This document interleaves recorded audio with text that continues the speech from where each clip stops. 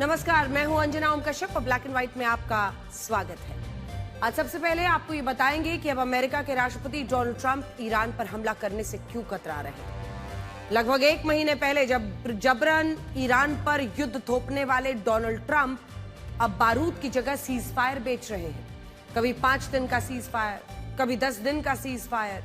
कोई cease fire लेना भी नहीं चाह रहा, तब भी उसे जबरन सीज फायर थमा दे रहे हैं और कह रहे हैं कि बड़ी जबरदस्त बातचीत चल रही है ईरान से और वो समझदार लोग हैं, अच्छा मोल भाव कर रहे हैं। और अगली ही लाइन में कहते हैं कि ईरान सीज फायर के लिए गिड़गिड़ा रहा है, जबकि ईरान कह रहा है कि ना उसकी ट्रंप से कोई बातचीत चल रही है, ना स्ट्रेट ऑफ हॉर्मूज खुला है, ना उसने कोई सीज फायर मांगा है। ईरान युद्ध तब रोकेगा जब उसे युद्ध में हुए नुकसान का हर्जाना मिलेगा।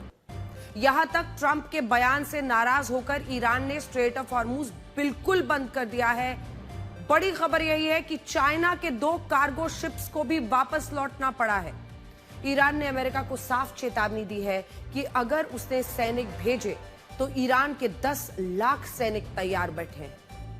कहा कि जो अमेरिका खाड़ी देशों में अपने सैनिक नहीं बचा पा रहा, वो ईरान की जमीन पर अपने सैनिकों को कैसे बचाएगा। आज आपको बताएंगे कि ईरान की मिसाइल पावर के आगे अमेरिका के बॉम्बर्स बेकार साबित क्यों हो रहे हैं। ईरान ने ऐसी जगह पर अपनी मिसाइल सिटीज तैयार की हैं जहां अमेरिका का बॉम्ब भी कभी नहीं पहुंच सकता। इसीलिए ईरान की मिसाइल पार को खत्म करना अमेरिका के लिए नामुमकिन होता चला जा रहा है। जब आपको ईरान अमेरिका युद्ध के एक ऐसे किरदार के बारे में भी बताएंगे, इस किरदार के बारे में आपको बताएंगे जिसके हाथ में ना बंदूक है ना गोला बारूद है। वो हाथ में कटोरा लेकर युद्ध का बिचौलिया बनने की कोशिश कर रहा है। इस किरदार का नाम है पाकिस्तान। वैसे तो आप कटोरा सुनते ही समझ गए होंगे, जिसे भारत के विदेश मंत्री एस जयशंकर दलाल नेशन भी कह चुके हैं। आज आपको बताएंगे कि कैसे पाकिस्तान इस युद्ध में भी अपने लिए आटे दाल का जुगाड़ करने में लग गया है। और माना जा रहा है कि ईरान और अमेरिका दोनों की बातचीत को लेकर वर्जन में अगर अलग अलग बातें कही जा रही हैं तो उसके पीछे पाकिस्तान ही है, जो ट्रंप को खुश करने के लिए इधर में 10 बातें जोड़कर उधर बता रहा है और उधर से 10 बातें जोड़कर इधर। लेकिन आज की सबसे बड़ी खबर यही है कि ईरान की इस्लामिक रेवोल्यूशनरी गार्ड कॉर्प्स ने यह धमकी दी है कि अगर स्ट्रेट ऑफ हॉर्मूज से अमेरिका और उसके सहयोगी देशों का जहाज गुजरने की कोशिश करता है तो ईरान उस जहाज की वहीं पर कब्र खोद देगा। प्रेस टीवी की यह धमकी राष्ट्रपति डोनाल्ड ट्रंप के उस बयान के बाद आई है जिसमें उन्होंने ये कहा था कि स्ट्रेट ऑफ हॉर्मूज अब खुल चुका है। इस बयान के बाद कुल 3 जहाज स्ट्रेट ऑफ हॉर्मूज की तरफ बढ़ रहे थे, लेकिन इसके बाद आईआरजीसी की नेवी ने एक बयान जारी किया और यह कहा कि राष्ट्रपति ट्रंप कोरा झूठ बोल रहे हैं और अगर अमेरिका या उसके सहयोगी देश अपने जहाजों को स्ट्रेट ऑफ हॉर्मूज से निकालने की कोशिश भी करते हैं तो उन्हें हमला करके इसी समुद्री मार्ग में डुबो दिया जाएगा। आईआरजीसी की इस धमकी के बाद वो तीनों जहाज वापस लौटने को मजबूर हुए जो स्ट्रेट ऑफ हॉर्मूज की तरफ बढ़ रहे थे। मैं आपको बड़ी स्क्रीन पर दिखाना चाहती हूं कि इस वक्त स्ट्रेट ऑफ हॉर्मूज पूरी तरह से ठप हो गया है। जब आप देखेंगे मैप पर तो हम आपको 18 दिन में सिर्फ 21 यहां से जहाज गए। स्ट्रेट ऑफ हॉर्मूज से कितने जहाज गुजरे हैं तो तारीख के हिसाब से पूरा कैलेंडर हमने आपके लिए बना दिया है। अगर आप इस ग्राफ को देखेंगे तो इस युद्ध की शुरुआत से पहले तक हर दिन 130 के आसपास जहाज स्ट्रेट ऑफ हॉर्मूज से गुजर रहे थे, लेकिन 28 फरवरी को जब अमेरिका और इजराइल की तरफ से पहला हमला हुआ तब इस मार्ग से गुजरने वाले जहाजों की संख्या 98 हो गई, 98। सबसे पहले हम आपको मार्च का दिखा रहे हैं, उसके बाद से एक एक करके आपको दिखाएंगे। 26 जब फरवरी का महीना था तब कितने गुजरते थे। इसके बाद 3 मार्च से, जैसा कि हम आपको दिखा रहे हैं इस वक्त टेलीविजन स्क्रीन पर, 3 मार्च से 20 मार्च के बीच 18 दिनों में कुल मिलाकर सिर्फ 21 जहाज गए। इन सबको गिन लीजिए। मार्च 3 2 जहाज, मार्च 11 1 जहाज, मार्च 19 0, मार्च 4 तारीख को 2, 12 तारीख को 1 भी नहीं, 20 को देखिए 1, 5 तारीख को मार्च में 1, फिर 13 को 3, ऐसे करके पूरा मार्च के महीने में देख लीजिए। और उससे पहले जब आप देखेंगे तो फरवरी के महीने में 26 को 132, 128 27 तारीख को, 28 तारीख को 98, मार्च 1, मार्च 2, 18 और 7 हो जाता है। उसके बाद से ये नंबर घटता ही चला गया। तो कुल मिलाकर फरवरी के महीने में हम आपको दिखा दिया और 18 दिन में सिर्फ 21 जहाज यहां से गुजर पाए हैं, और वो भी ईरान की मर्जी से।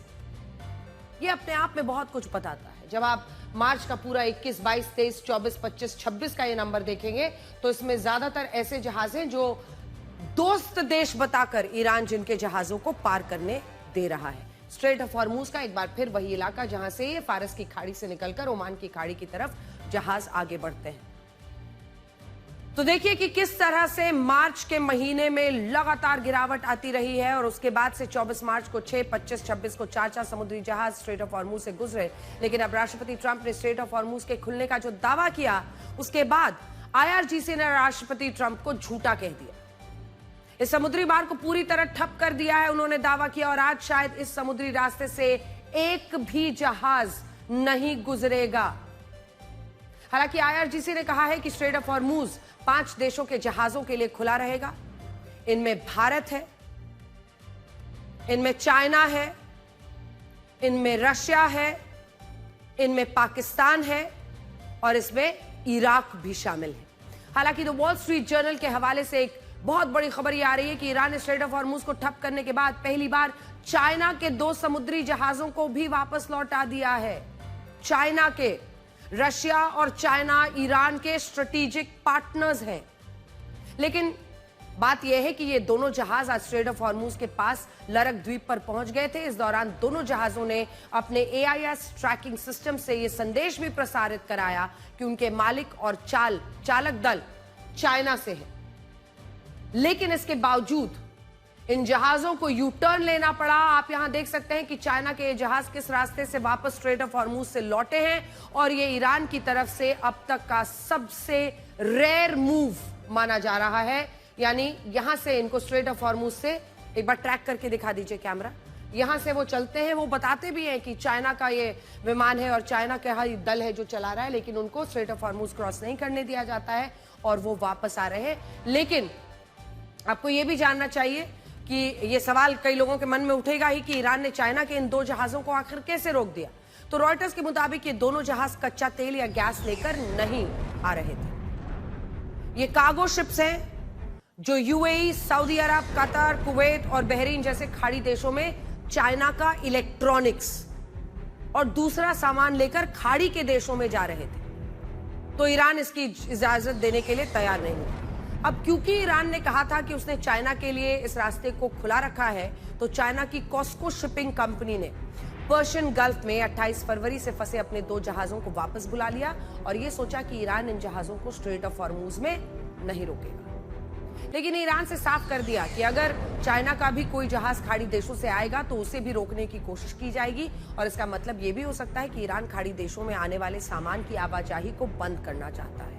यानी चाइना जो इलेक्ट्रॉनिक्स और ये सब सामान उसके कार्गो शिप्स में जा रहे थे उसको रोका है, ताकि खाड़ी के इन देशों को उनकी जो जरूरती सामान है वो मुहैया ना हो।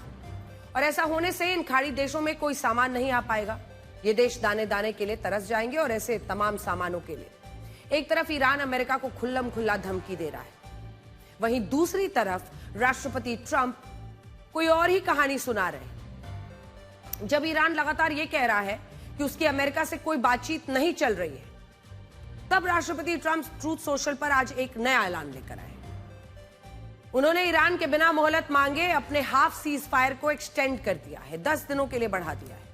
उन्होंने ट्रूथ सोशल पर यह लिखा है कि अमेरिका ईरान के अनुरोध पर 6 अप्रैल तक उसके पावर प्लांट्स और ऊर्जा ठिकानों पर कोई हमला नहीं करेगा। इसी में यह भी लिखा है कि फेक न्यूज मीडिया बता रहा है कि अमेरिका और ईरान की कोई बातचीत नहीं चल रही है, लेकिन हकीकत यह है कि यह बातचीत बहुत अच्छी तरह से चल रही है। लेकिन यह मीडिया तो छोड़िए, अब्बास अरागची विदेश मंत्री ईरान के कह रहे हैं, ईरान की तरफ से IRGC कह रहा है। बहरहाल राष्ट्रपति ट्रंप ने फॉक्स न्यूज को दिए एक इंटरव्यू में कहा कि ईरान ने 7 दिनों तक अमेरिकी हमले रोकने की खूब अपील की थी, लेकिन राष्ट्रपति ट्रंप ने बड़ा दिल दिखाते हुए ईरान को 10 दिन दे दिया। यह दुनिया के इतिहास में पहली बार हो रहा है जब 2 देशों की बातचीत सच और झूठ में जाकर फंस गई। राष्ट्रपति ट्रंप पूरे दावे के साथ कह रहे हैं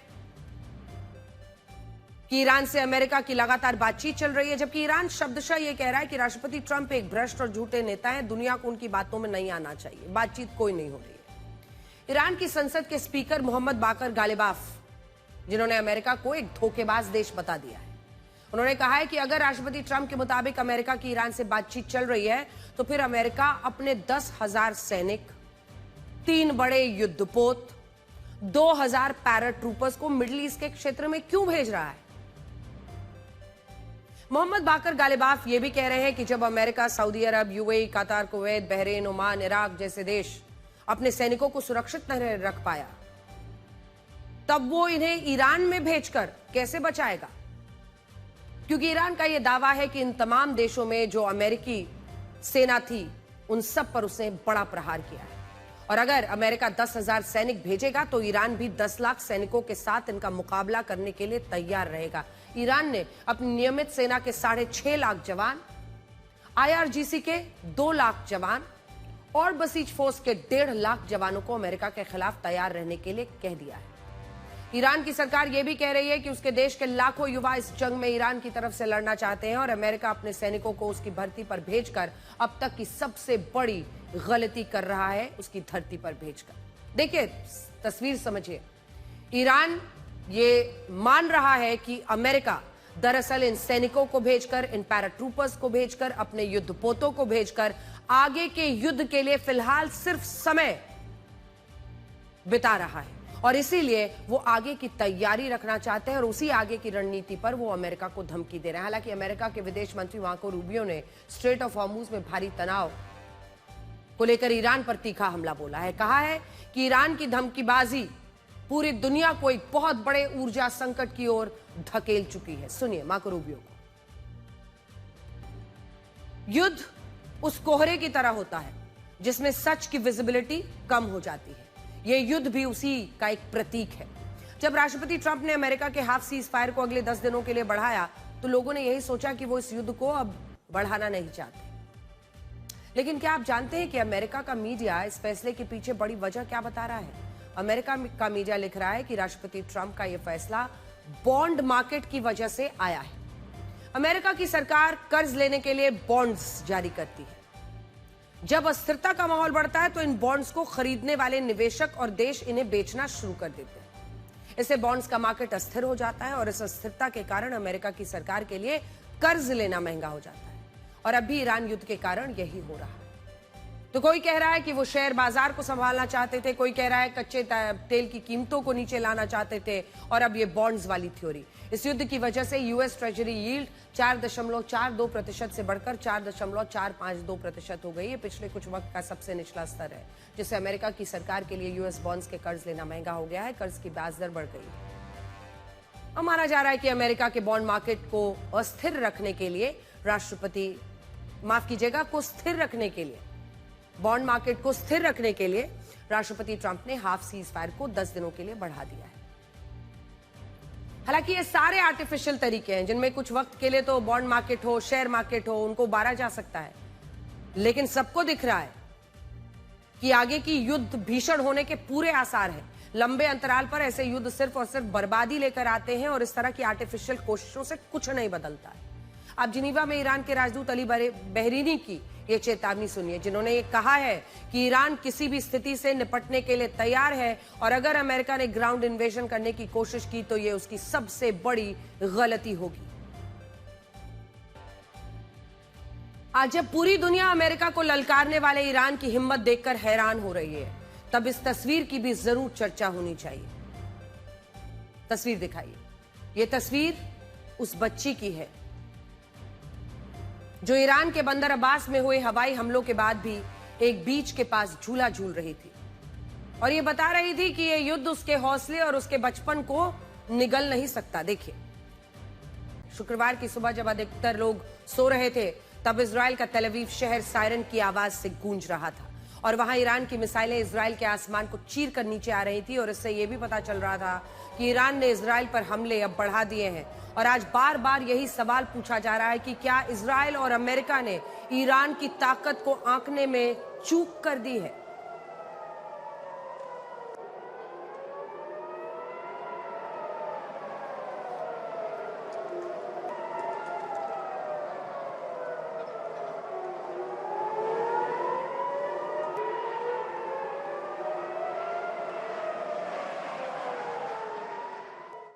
तो आज इस युद्ध का 28वां दिन है, मतलब समझिए कि महीना पूरा हो रहा है और ये बात हर किसी को हैरान कर रही है कि जब इजराइल अमेरिका ने ईरान में पहाड़ों के नीचे खुफिया तरीके से बनाई गई 107 underground tunnels, 107 underground tunnels, 27 missile ठिकानों पर बॉम्ब गिराए हैं, तब भी ईरान ने हार क्यों नहीं मानी है?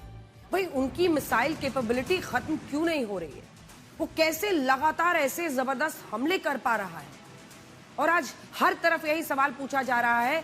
जब आपको याद होगा रशिया यूक्रेन युद्ध हो रहा था तो सब हैरान रहते थे कि यूक्रेन कैसे रशिया का मुकाबला कर रहा है। तब ये बात उठती थी कि यूक्रेन की सहायता तमाम यूरोप के देश, तमाम अमेरिका, हर जगह से किया जा रहा है। लेकिन ईरान, अगर ईरान की मिसाइल शक्ति पर लगातार हमले हो रहे हैं तो फिर आखिर वो थम क्यों नहीं रहा है? वो लगातार क्यों ऐसे चौंकाने वाले हमले इजराइल पर कर रहा है? बहुत सारे लोग इसे चमत्कार मान रहे हैं, लेकिन हकीकत यह है कि इसके पीछे ईरान की ऐसी तैयारी है जिसका अमेरिका और इजराइल के पास कोई जवाब अभी नजर नहीं आता। CNN के मुताबिक अमेरिका और इजराइल ने ईरान की 77% अंडरग्राउंड टनल्स पर बारूद बरसाकर वहां बनाए गए एंट्री पॉइंट्स, एग्जिट पॉइंट्स के रास्तों को नुकसान तो पहुंचाया, लेकिन ये हमले पहाड़ों के नीचे बनाई गई ईरान की मिसाइल सिटीज की एक ईंट तक को नहीं हिला पाए।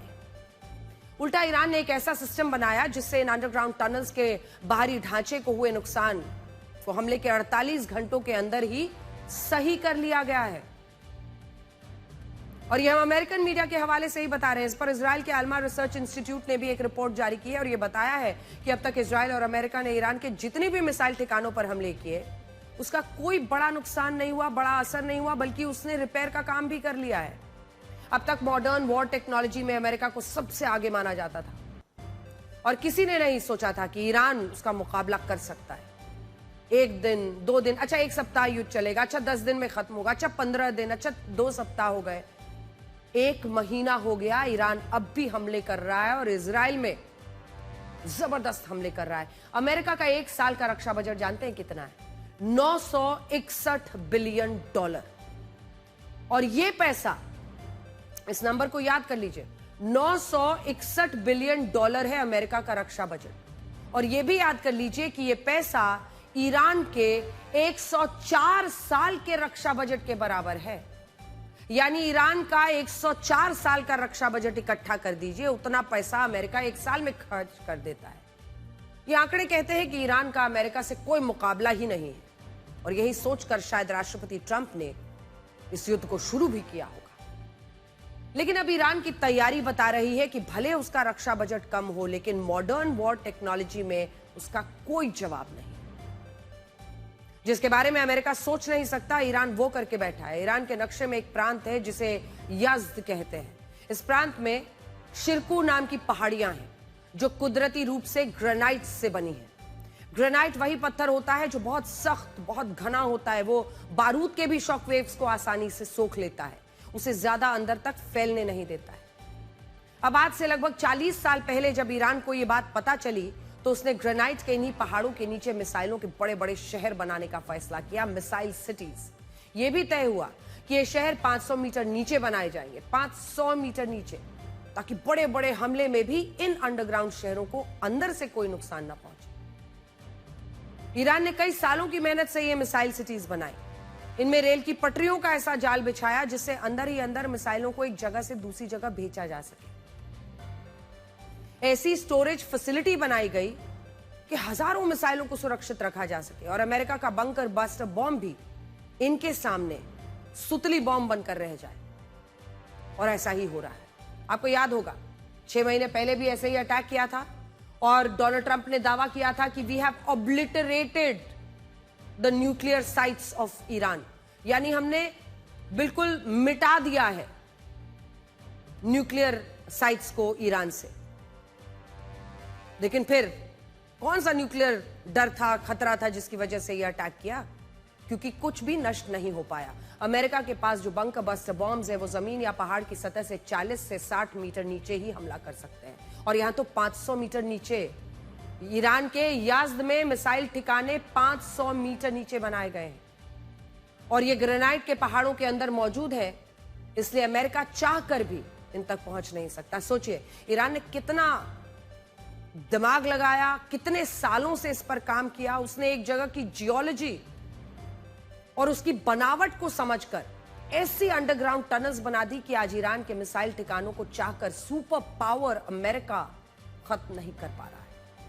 और युद्ध के 28वें दिन भी, 1 महीना पूरा होने के आसपास भी, ईरान लगातार इजराइल पर जबरदस्त बमबारी कर रहा है। अमेरिका ने कई दशकों तक हॉलीवुड का इस्तेमाल एक सॉफ्ट पावर की तरह किया। अमेरिका के रक्षा विभाग ने हॉलीवुड को आर्थिक मदद देकर ऐसी फिल्में बनाई जिससे अमेरिका की यह छवि बने कि उससे ताकतवर कोई हो ही नहीं सकता। इन्हीं हॉलीवुड फिल्मों को देखकर दुनिया की यह धारणा बनी कि अगर भविष्य में कभी दुनिया पर एलियंस हमला करते हैं तो कौन बचाएगा? अमेरिका। अमेरिका ही पूरी दुनिया को बचाने का काम करे। लेकिन हकीकत क्या है? हकीकत तो यह है कि आज अमेरिका ईरान की मॉडर्न वॉर टेक्नोलॉजी का तोड़ नहीं निकाल पा रहा है। 50,000 वाले उनके ड्रोन्स का कुछ नहीं कर पा रहा है। कई हमले करने के बाद अब वो समझ गया है कि ईरान की अंडरग्राउंड टनल्स और मिसाइल सिटीज को नष्ट नहीं किया जा सकता, और यही ईरान की इस युद्ध में सबसे बड़ी जीत है। अब आप इस वीडियो को देखिए जिसमें IRGC ने पहली बार पहाड़ों के नीचे बनाई गई ईरान की मिसाइल सिटी, जिसके बारे में हम आपको कई दिनों से बता रहे हैं, उन मिसाइल सिटीज को दिखाया है। और इस वीडियो में IRGC के जवान नमाज पढ़ते हुए नजर आ रहे हैं। तो ईरान की तैयारी आपने देख ली, और एक बार फिर से आपको याद दिला दे वही बात जो हम लगातार कई बार से कह रहे हैं कि जब इराक का युद्ध हुआ था और वहां पर आपने देखा कि किस तरह के हालात बन गए। सद्दाम की मौत के बाद से जो हालात बन गए, उसके बाद से ही ईरान ने इस युद्ध की तैयारी शुरू कर दी थी। और आज भी यही सवाल उठ रहा है कि अगर वाकई अमेरिका इतना बड़ा सुपर पावर है तो वो ईरान की ताकत को खत्म क्यों नहीं कर पा रहा है। याद होगा आपको, कोविड के दौरान भी लाखों लोगों के मारे जाने की खबर अमेरिका से आ रही थी, बल्कि आपने देखा होगा कि एक पूरा पार्क मरने वालों के नाम पर वहां पर बनाया गया है। अब इन सब के बीच अमेरिका को चुनौती देने वाला ईरान इस बात को भी अच्छी तरह समझता है कि युद्ध सिर्फ हथियारों से नहीं लड़ा जाता, बल्कि युद्ध नैरेटिव भावनाओं से लड़ा जाता है। और इसका सबसे अच्छा उदाहरण ये तस्वीर है। 26 मार्च को जब IRGC ने इजराइल और अमेरिका के ठिकानों पर बैलिस्टिक और क्लस्टर मिसाइल्स दागी, तब इन सभी मिसाइल्स पर लिखा था, thank you people of India, thank you people of Spain, thank you people of Pakistan and thank you German people. मिसाइलों पर इन देशों का नाम क्यों लिखा? ईरान ने मिसाइलों पर इन देशों का नाम लिखकर ईरान ये बता रहा है कि वो इस युद्ध में अकेला नहीं है। आज ये माना जा रहा है ना कि वो इस युद्ध में अलग थलग पड़ चुका है, खाड़ी के तमाम देश उसके खिलाफ अमेरिका से एकजुट हो गए हैं। अब इन देशों का समर्थन उसे मिल रहा है और कूटनीतिक रूप से उसकी जीत हो रही है। युद्ध भूमि में वही जीत मायने रखती है, यही दिखाने की कोशिश ईरान कर रहा है। देखिए, बड़ी खबर आ रही है इस वक्त, क्योंकि प्रधानमंत्री नरेंद्र मोदी ने तमाम मुख्यमंत्रियों के साथ बातचीत की है। मुख्यमंत्रियों के साथ प्रधानमंत्री मोदी की बैठक खत्म हुई है। ये बैठक लगभग 6:30-7 बजे शुरू हुई थी।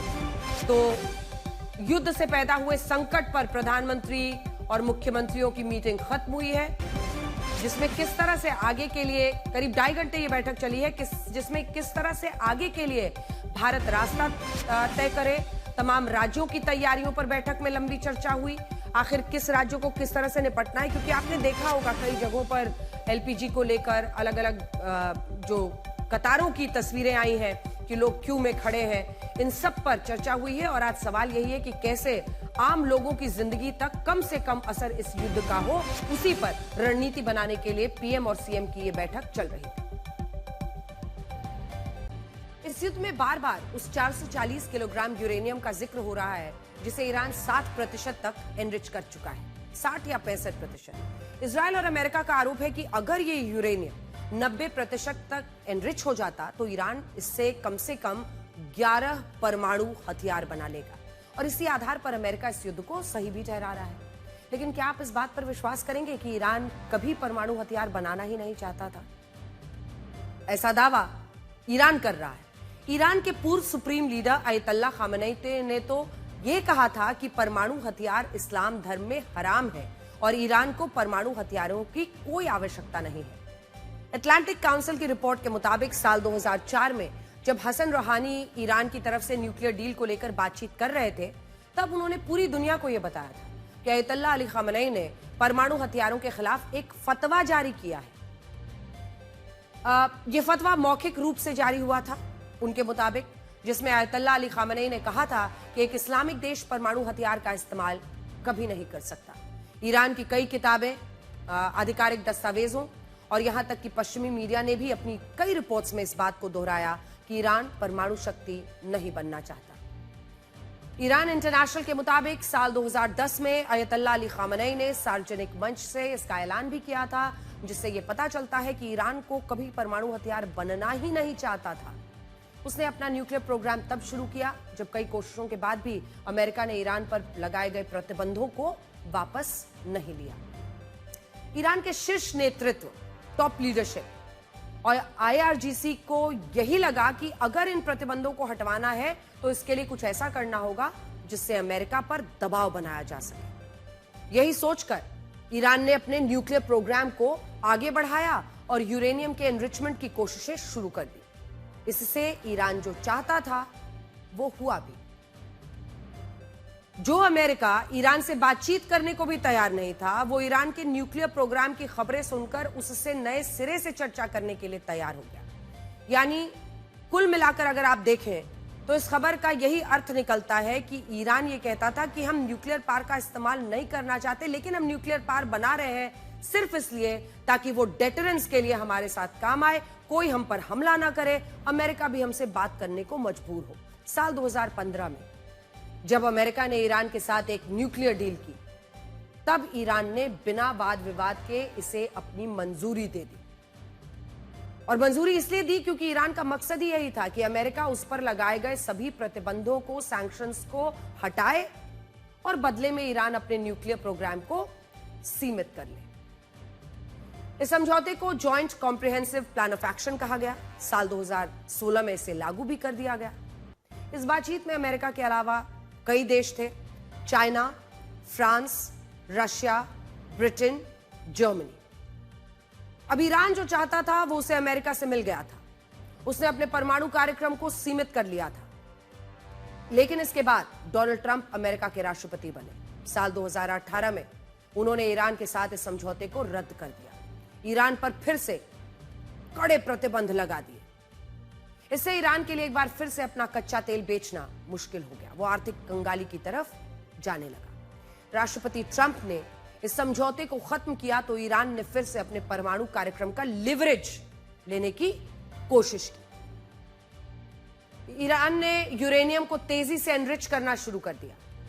इंटरनेशनल एटॉमिक एनर्जी एजेंसी के मुताबिक पिछले साल तक वो 6000 किलोग्राम यूरेनियम को 5% तक, 184 किलोग्राम यूरेनियम को 20% तक, 440 किलोग्राम यूरेनियम को 60% तक एनरिच कर चुका था।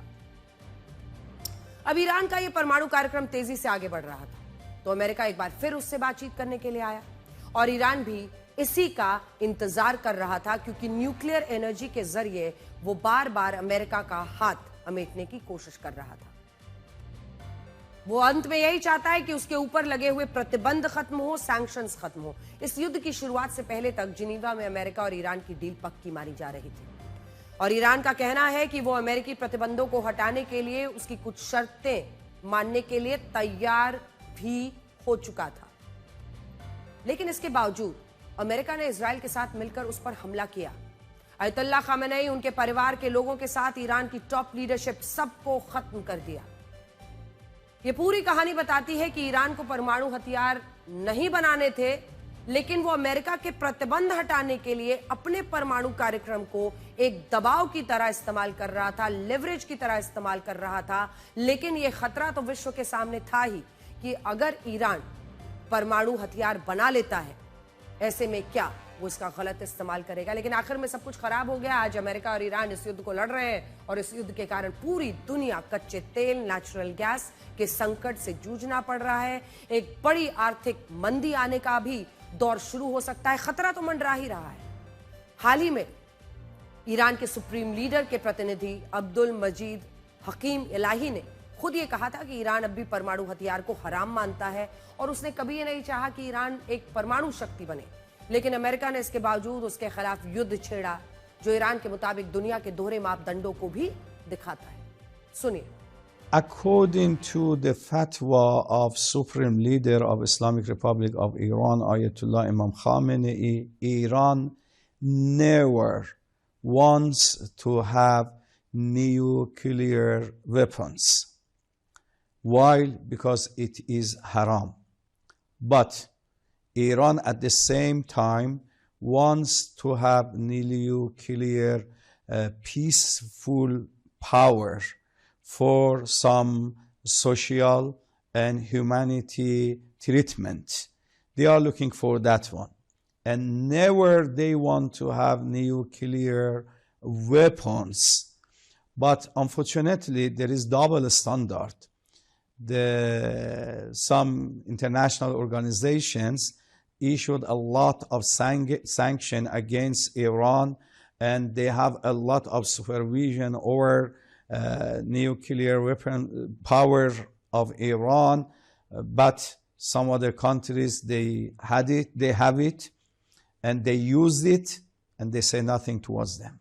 राष्ट्रपति ट्रंप ने पूरी दुनिया पर यह कहते हुए टैरिफ लगाया था कि वो अमेरिका के ट्रेड डेफिसिट यानी व्यापार घाटे को कम करना चाहते हैं। भारत पे ये कह के लगा दिया कि रशिया से तेल खरीद रहे हैं। लेकिन ईरान के साथ अमेरिका का जो ट्रस्ट डेफिसिट यानी विश्वास घाटा है, उसे कम करने के लिए आज तक कोई टैरिफ नहीं बना है। ईरान और अमेरिका के बीच भरोसे की इतनी कमी है कि इन दोनों देशों के बीच युद्ध विराम के लिए कोई भी समझौता होना बहुत मुश्किल है। इसका एक बड़ा कारण इजराइल भी है, क्योंकि ईरान मानता है कि राष्ट्रपति ट्रंप की नीति अमेरिका फर्स्ट की नहीं बल्कि इजराइल फर्स्ट की है, और यह बात अमेरिका में भी बहुत सारे लोग कहने लगे हैं। American Israel public affairs committee के मुताबिक साल 2020 से अब तक राष्ट्रपति ट्रंप को $230 मिलियन यानी भारतीय रुपयों में 2165 करोड़ रुपए का चंदा ऐसे संगठनों, उद्योगपतियों, बिजनेस ग्रुप से मिला है जो यहूदी हैं और जिन्हें इजराइल का समर्थक माना जाता है। इनमें मेटा के CEO Mark Zuckerberg, Open AI के CEO Sam Altman, Apollo Global के CEO Mark Rowan, Blackstone Group के सीईओ स्टीव श्वार्ट्जमैन, मशहूर उद्योगपति बिल एक्मैन, मार्वल एंटरटेनमेंट के पूर्व चेयरमैन आइजैक पर्लमुटर और मशहूर कारोबारी मिरियम एंडरसन, सभी का नाम शामिल। ये सभी उद्योगपति यहूदी हैं और साल 2020 से लेकर 2024 के राष्ट्रपति चुनाव में इनके द्वारा राष्ट्रपति ट्रंप को बोरे भर भर के चंदा दिए गए हैं। और यही बात सिर्फ चंदे की बात नहीं है, इससे आगे बात जाती है। इस युद्ध से पहले जिनीवा में जब अमेरिका और ईरान के बीच न्यूक्लियर डील को लेकर बातचीत चल रही थी, तब अमेरिका की तरफ से जानते हैं कौन बातचीत कर रहा था? इस बातचीत की अध्यक्षता कर रहे थे डोनाल्ड ट्रंप के दामाद जैरेड कुशनर और स्टीव विटकॉफ। ये बात तो सब जानते हैं कि जैरेड कुशनर राष्ट्रपति ट्रंप के दामाद है, लेकिन ये बहुत कम लोग जानते हैं और बहुत कम लोगों को पता है कि जैरेड कुशनर और स्टीव विटकॉफ दोनों यहूदी धर्म को मानते हैं। ईरान आरोप लगाता है कि राष्ट्रपति ट्रंप ने ऐसे दो यहूदियों को उनसे बातचीत करने के लिए भेजा जो इजराइल के ज्यादा सगे हैं। इनमें भी राष्ट्रपति ट्रंप के दामाद जैरेड कुशनर इजराइल के प्रधानमंत्री बेंजामिन नेतन्याहू को अंकल नेतन्याहू कहते हैं। आप द न्यूयॉर्क टाइम्स की इस रिपोर्ट को देखिए, जिसमें यह बताया गया है कि जब जैरेड कुशनर हाई स्कूल में पढ़ते थे तब एक बार बेंजामिन नेतन्याहू उनके घर पूरे एक दिन तक रुके थे और उस दौर में जैरेड कुशनर के लिए बेंजामिन नेतन्याहू अंकल नेतन्याहू थे। दूसरे विश्व युद्ध में जब यूरोप में लाखों यहूदियों को मारा गया, तब जैरेड कुशनर के दादा दादी उस हॉलोकॉस्ट में मुश्किल से बचे थे। यही कहानियां जैरेड कुशनर ने अपने माता पिता से बचपन में कई बार सुनी और उनकी पढ़ाई लिखाई एक यहूदी स्कूल में हुई, जहां इजराइल और यहूदी धर्म को एक ही बताया जाता था। जैरेड कुशनर के पिता चार्ल्स कुशनर इजराइल के इतने बड़े समर्थक थे कि उन्होंने इजराइल में कई स्कूलों, अस्पतालों, दूसरे कामों के लिए अच्छा खासा पैसा दिया था, दान दिया था।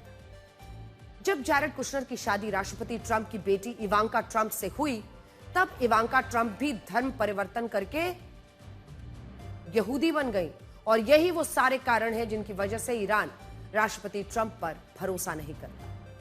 ईरान कहता है कि राष्ट्रपति ट्रंप अगर बेंजामिन नेतन्याहू को अंकल नेतन्याहू कहने वाले अपने दामाद जैरेड कुशनर को, जो यहूदी हैं, उनको मिडिल ईस्ट में शांति समझौता कराने की जिम्मेदारी सौंपते हैं, तो इससे यही साबित होता है कि उनकी नीति अमेरिका फर्स्ट की नहीं बल्कि इजराइल फर्स्ट की है। और यहां बात सिर्फ जैरेड कुशनर की नहीं है, कहानी आगे जाती है। राष्ट्रपति ट्रंप की टीम में हमने आपको बताया, जैरेड कुशनर हो, उनकी बेटी इवांका ट्रंप हो, या फिर डोनाल्ड ट्रंप की बेटी इवांका ट्रंप हो, स्टीव विटकॉफ हो, सब यहूदी हैं। लेकिन इसी के साथ साथ राष्ट्रपति ट्रंप की टीम में उनके वाणिज्य मंत्री हावर्ड लुटनिक, व्हाइट हाउस के स्टाफ सेक्रेटरी विलियम स्काफ, राष्ट्रपति ट्रंप के इमिग्रेशन एडवाइजर स्टीफन मिलर, राष्ट्रपति ट्रंप के विशेष सलाहकार बोरिस एफस्टेन, एनवायरमेंटल प्रोटेक्शन एजेंसी के प्रशासक जो हैं ली जेल्डन, इजराइल में अमेरिका के राजदूत रहे डेविड फ्रीडमैन, और राष्ट्रपति ट्रंप का समर्थन करने वाली दक्षिणपंथी नेता लॉरा लूमर भी यहूदी हैं।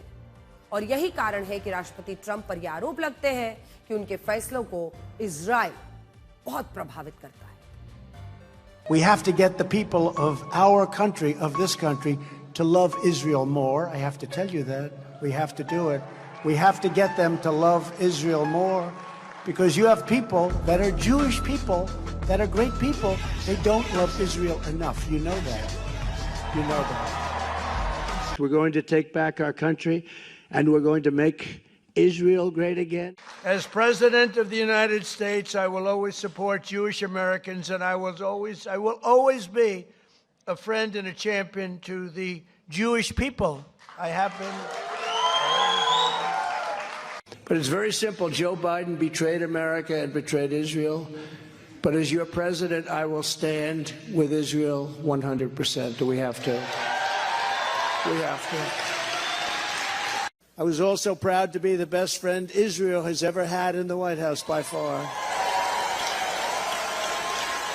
अब हम ये बताएंगे कि इस युद्ध में पाकिस्तान की भूमिका एक मीडिएटर की है या उसकी भूमिका सिर्फ एक मैसेंजर की है।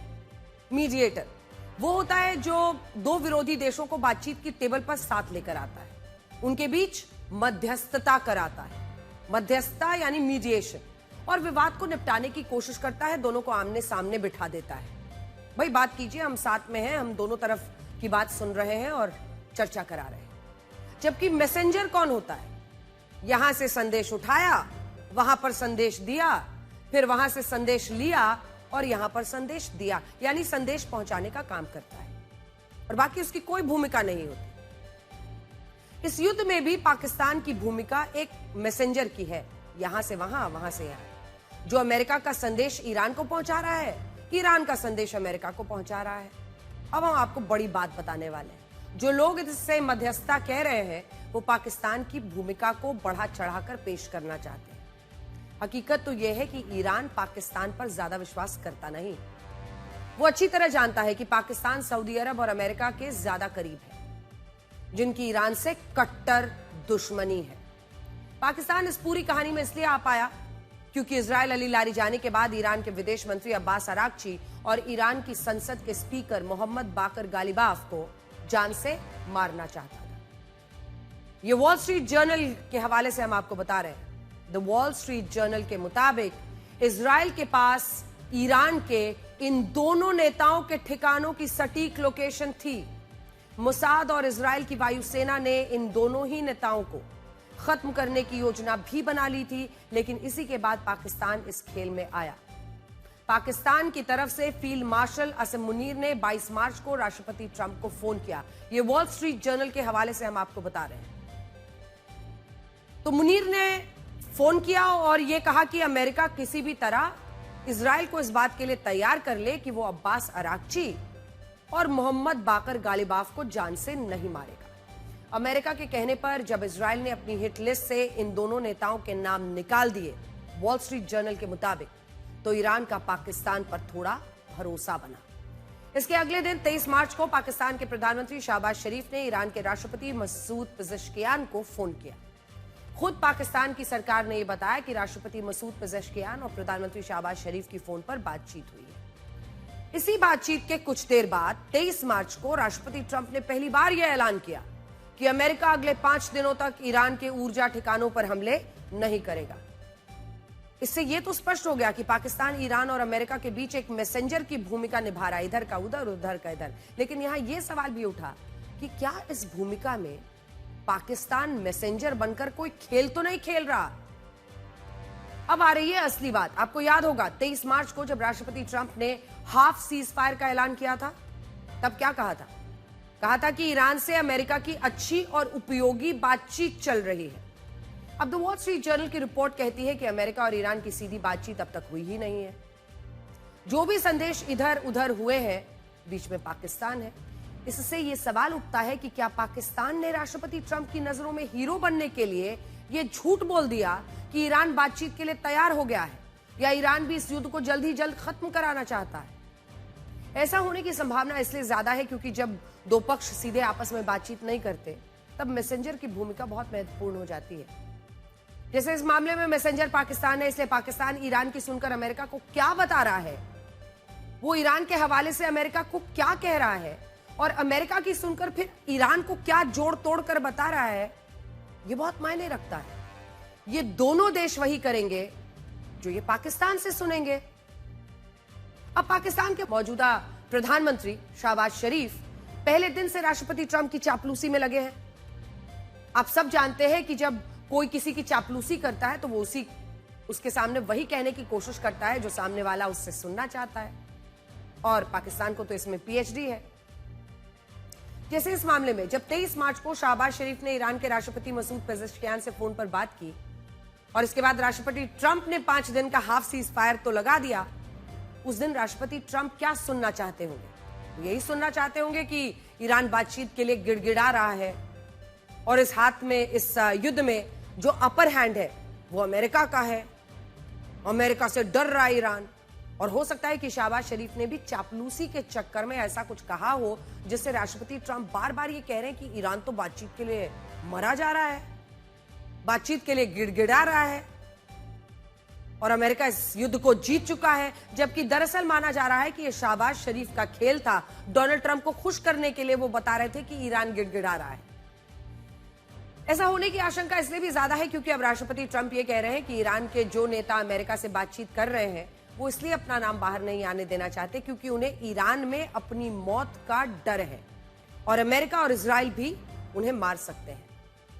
अब यहां से आप कड़ियों को मिलाएंगे तो आपको पता चलेगा कि पाकिस्तान ने भी ईरान के 2 नेताओं को इजराइल से बचाकर इस युद्ध में अपनी गोटी फिक्स की थी कि भैया हम तुम्हारे 2 नेता बचा रहे हैं, अब हमसे बातचीत करो, हम तुम्हारी बात पहुंचाएंगे, युद्ध को।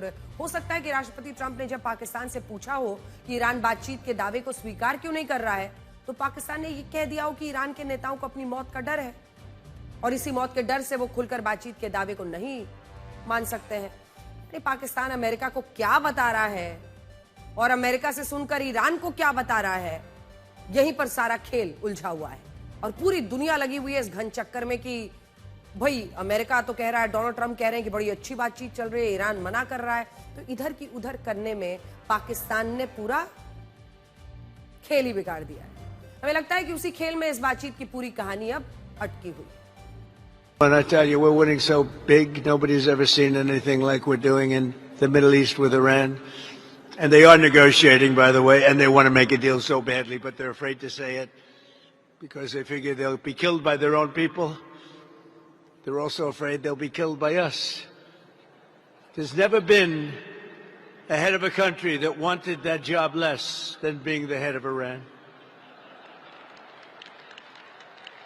I don't want it. We listen to some of the things they say. We hear them very clearly. They say, I don't want it. We'd like to make you the next supreme leader. No, thank you. I don't want it. I agree with them 100%. राष्ट्रपति Trump का यह बयान इस सवाल को भी जन्म देता है कि जो नेता अपनी सेना के डर से बातचीत के दावे को स्वीकार तक नहीं कर रहे हैं, वो नेता अगर अमेरिका से बातचीत करके कोई फैसला ले भी लेते हैं, उसका क्या ही फायदा होगा? जब आप अपना नाम तक बाहर नहीं ला सकते तो अमेरिका से बातचीत करके जो फैसला लोगे उसे लागू कैसे कराओगे? और क्या ये दुनिया को गुमराह करने जैसा नहीं है? अब उस गिफ्ट पर आते हैं जो इस साल का सबसे चर्चित और सबसे विवादित गिफ्ट बनता जा रहा है। भाई राष्ट्रपति ट्रंप ने कहा ना सुबह उठते ही कि ईरान के जिन नेताओं से अमेरिका की बात चल रही है उन्होंने स्ट्रेट ऑफ हॉर्मुज में पाकिस्तान के झंडे वाले 10 जहाजों को छोड़कर अमेरिका को यह सिग्नल दिया है कि वो अमेरिकी बातचीत का समर्थन कर रहे हैं। हालांकि उन्होंने पूरा सस्पेंस क्रिएट किया। पहले एक दिन कहा कि गिफ्ट मिला है ईरान से, ईरान गिफ्ट दे रहा है, फिर कहा कि हाँ स्ट्रेट ऑफ हॉर्मूज से जुड़ा हुआ है, फिर कहा तेल गैस से जुड़ा है, फिर अगले दिन खबर बताई कि भाई ये तो पाकिस्तानी झंडे वाले जहाजों की बात हो रही थी। यानी राष्ट्रपति ट्रंप का मानना है कि ईरान के नेताओं ने उनका भरोसा जीतने के लिए पाकिस्तान के 10 जहाजों को छोड़ा और यह संदेश पहुंचाया कि ईरान इस बातचीत में अमेरिका के साथ है। सुनिए। They said to show you, we're going to let you have 8 boats of oil. 8 boats, 8 big boats of oil. They were real, and I think they were Pakistani flagged. And I said, well, I guess we're dealing with the right people. And actually, they then apologized for something they said. हाथ की लकीरें भी कितनी शातिर हैं, मुट्ठी में तो हैं, लेकिन काबू में नहीं। नमस्कार। तो आज के लिए ब्लैक एंड व्हाइट में इतना ही। अब आपसे हमारी अगली मुलाकात होगी कल रात 9 बजे। तब तक खुश रहिए, स्वस्थ रहिए और सुरक्षित रहिए। और हाथ की लकीरें भी कितनी शातिर हैं, मुट्ठी में तो हैं, लेकिन काबू में नहीं। नमस्कार। आज तक देश का सर्वश्रेष्ठ न्यूज चैनल